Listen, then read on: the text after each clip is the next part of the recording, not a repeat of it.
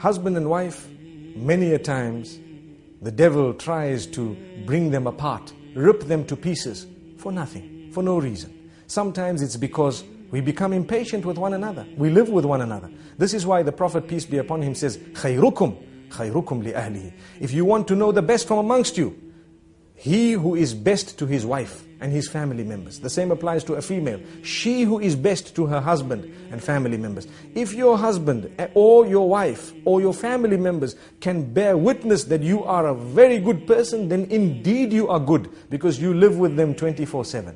What's the point of your neighbors and your workmates and others thinking, wow, what a gorgeous man, what a lovely person he is? That's because you go to work, you smile, because you're being paid to smile. You work so nicely, you're so kind to your bosses and everyone because you're being paid to do that. Some wives wouldn't mind paying their husbands to see that smile, because we don't smile sometimes. We come into the home, we throw everything onto one side, we sit in front of the television with our newspapers, and we're being spoken to, and we're just saying, yes, yes, until they might even ask us, are you a fool? And you say, yes. This is the type of behavior we have sometimes. We don't even know what they're saying. Yet, someone phones you from work, full concentration on the phone call. What is this? Is this not a double standard relation? Did we not understand that we are working in order to enjoy our life, our married life? We are not married in order to enjoy our working life. People have turned the tables. And this is why if your work is coming and interfering with your marriage, you'd rather leave your work than to end your marriage. We need to know this. Because if we are going to leave our marriages in order to make our work work, we will end up leaving every marriage we are in. No one wants to marry a person who's married to his job. We ask the Almighty to grant us understanding. The point I'm raising is, some people prioritize wrongly, and they end up giving priority to that which is not supposed to be right at the top, over and above the things which are supposed to be right at the top. And for this reason, children are neglected, wives are neglected, sometimes husbands are neglected. The way we speak to them is far worse than the way we speak to others. Sometimes, as I said, at work, we can speak so calm, so kind to everyone, but come home, and suddenly we have such a face. Everybody's helter-skelter. Everybody's running around. No one wants to sit with us. We don't sit with anyone. When we're on the table, we have, a frown. And we look at everyone as the most harsh of people. And yet at work, even the girl who brought the tea to us, thank you very much. Oh, it was so sweet of you. Couldn't you say that to your own wife? Thank you very much. It was so sweet of you. Sometimes we have these examples can go on and on. But the point being raised is we need to make an effort to try and build the relation. Relations are built. They don't just happen. They are built.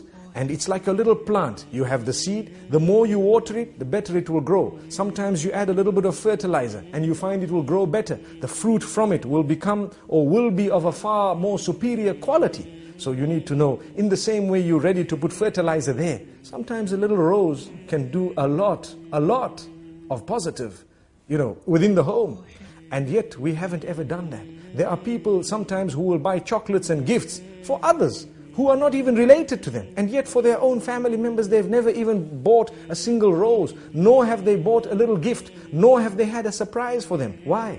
This is when you have the relation breaking, especially today, in the age of television, in the age of the internet, where people are watching others live, sometimes even on the box, and they see how, happy others might be. They tend wrongly to compare.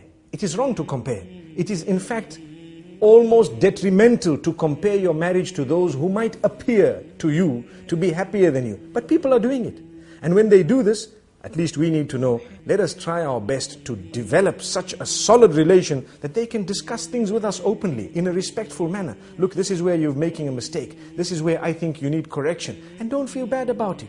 Take it. Some men think that we don't want to be corrected, and the same applies to some females. And this is husband and wife. We are supposed to be the closest, and yet we can't even communicate.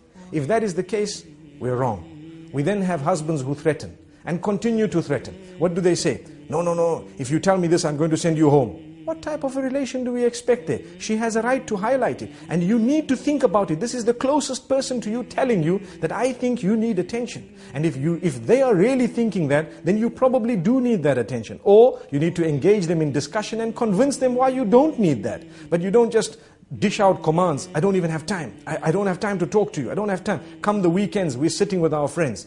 Well, why did you get married? you have a wife, you have children. These are the first order of your friends. This is the most intimate circle. If you are not prepared to spend time with them, then how do you expect the marriage to work?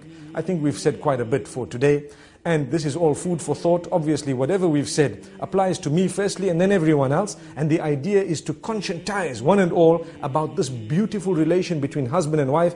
This is only a tip of the iceberg. May we have another opportunity sometime to go a little bit further. Until then, Assalamu alaikum wa rahmatullahi wa barakatuh.